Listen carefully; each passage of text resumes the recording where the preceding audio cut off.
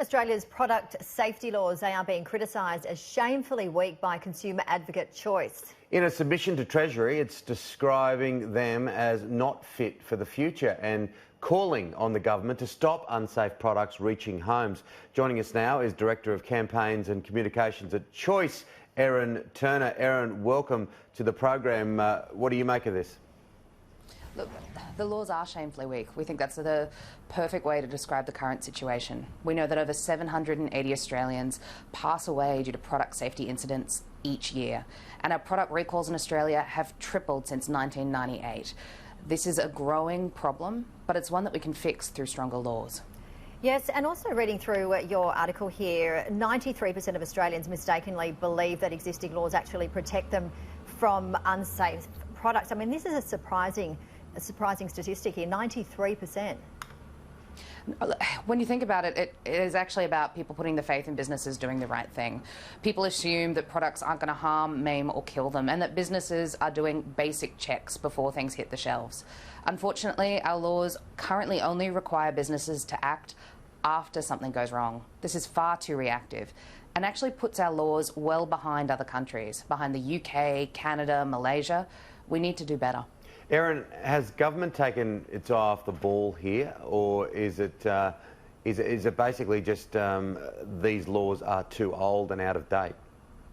These laws are really too old and out of date. Now, we do have good news in that Consumer Affairs ministers have promised change, and Michael Sukkar has started a process to look at these new laws, but they can't come soon enough. We're about to hit another Christmas period.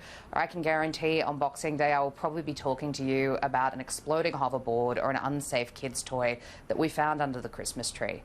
This happens again and again and again, and it's putting families at risk.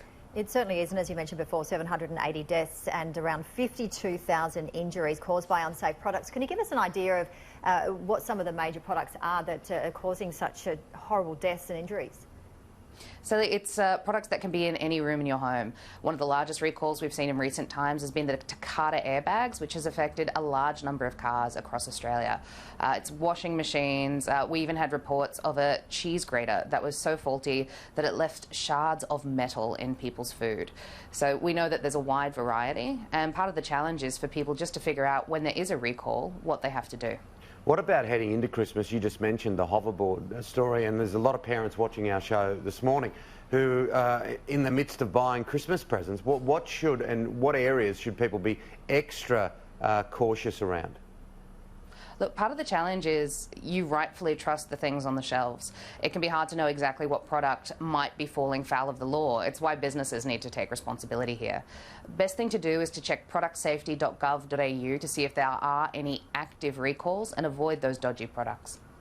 It is quite surprising, isn't it? You would think Australia would be more strict with these laws. It's just, as we mentioned before, 93% of Australians mistakenly believing these laws are protecting them. But it's got to happen urgently, doesn't it, these changes? Urgently is definitely what we need. One of the big risks is that we're so behind other countries, everywhere from Malaysia, Canada, the UK, that Australia is at risk of becoming a dumping ground for products that can't be sold elsewhere but are perfectly fine in Australia.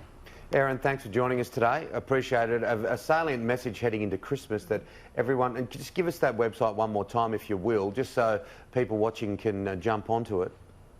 So you can check for active recalls at productsafety.gov.au.